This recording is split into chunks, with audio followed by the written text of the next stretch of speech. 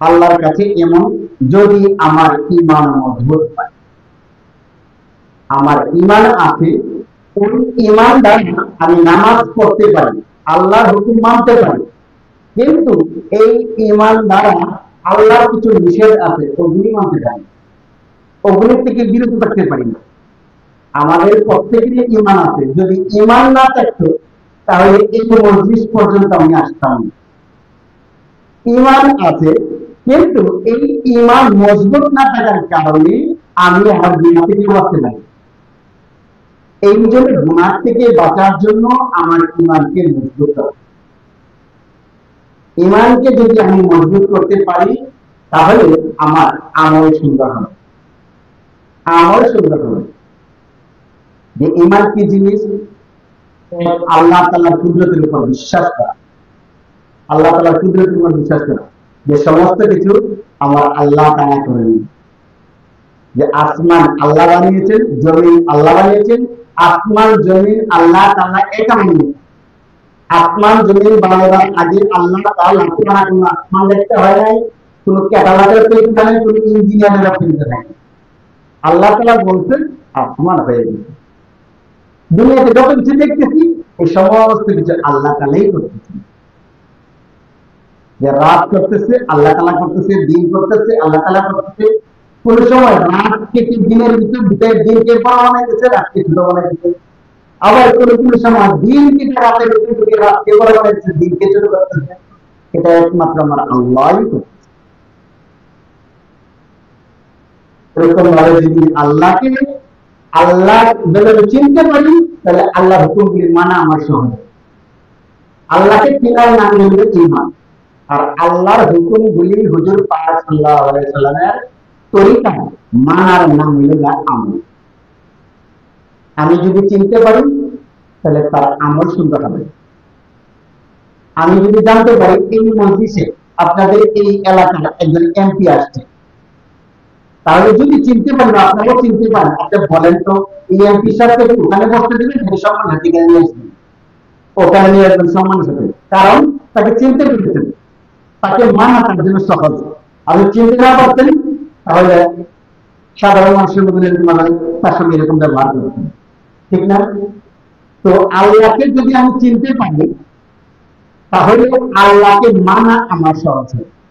আগে আল্লাহকে চিনা, যে আল্লাহ আল্লাহ আমাকে যে মানুষ বানিয়েছে, কোনো সুন্দর করে বানিয়েছে।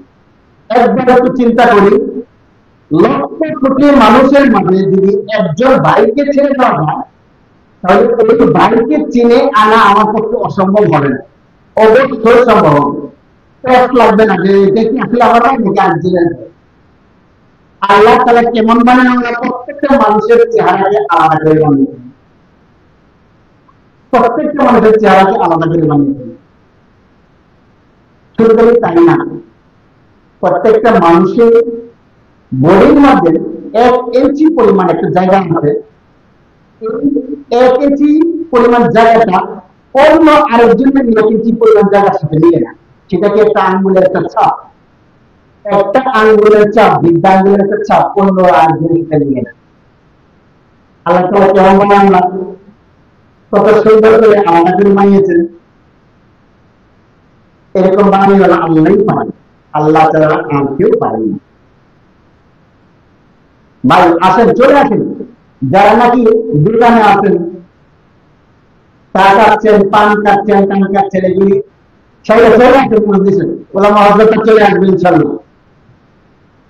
তো যে বলেছিলাম যে আল্লাহ পাক কত বড় বানান, আল্লাহ তাআলা আমার এই অঙ্গ প্রত্যঙ্গ কত সুন্দর করে জিনিস বানিয়েছেন। দেখেন আমার মাথা দিছে, মাথার মধ্যে বুদ্ধি দিছে, চোখ দিছে, দেখার শক্তি দিছে, হাত দিছে, ধরার শক্তি দিছে, কান দিছে, শোনার শক্তি দিছে। অনেকে আছে কান আছে শুনতে পারে না, চোখ আছে দেখতে পারে না, হাত আছে ধরতে পারে না, পা আছে চলতে পারে না, মুখ আছে সে বলতে পারে। এগুলি শ্রবণ করার শক্তি একমাত্র আল্লাহ তাআলাই দিয়েছেন। আমি যখন আল্লাহকে আমি চিনব, আল্লাহর হুকুমগুলি আমি হুজুর পাক সাল্লাল্লাহু আলাইহি ওয়াসাল্লামের তরিকা অনুযায়ী মানতে পারবো, মানতে পারবো। আর মানাটাই হলো আমল, মানাটাই হলো আমল। হুজুর পাক সাল্লাল্লাহু আলাইহি ওয়াসাল্লামকে এমন ভাবে মানছেন, এমন ভাবে মানছেন, কোন এক কাঁঠাল কি আধুনিক জায়গা থেকে সফর করে মদিনার দিকে ফিরছেন, মদিনার দিকে ফিরছেন। এই মুহূর্তে এক বিদেশি একটা পোস্ট বিক্রি করে, একটা পোস্ট বিক্রি করে তো হুজুর কাছে আসছেন যে আপনি কি আমার উত্তর কিনবেন?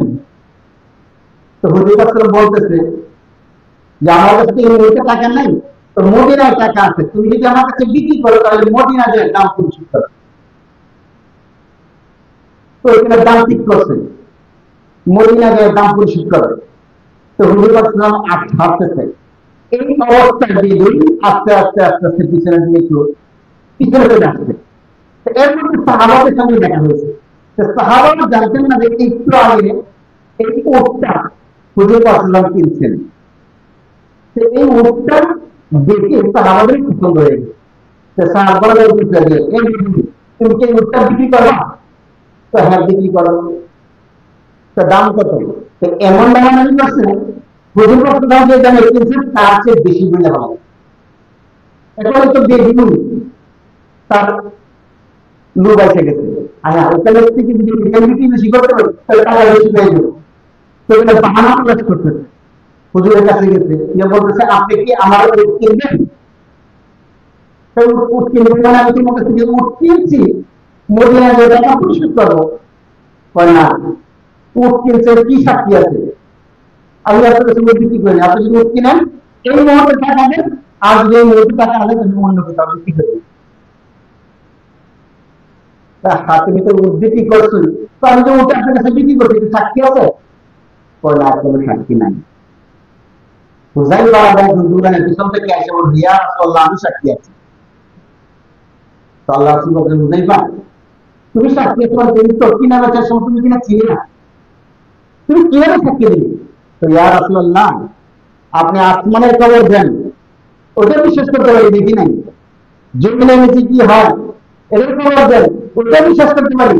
আর একটু আগে যে আপনি মুখ কিনছেন এটা বিশ্বাস না করি কেন? অবশ্যই করেছি। আজকে থেকে তোমার একজনের সাক্ষী দুইজনের সাক্ষীর সমতুল হয়ে গেছে। তো হুজুর পাক কিরকম বিশ্বাস করছেন, হুজুর পাক কিরকম মহব্বত করছেন। আনসারী এক মহিলা শুনছে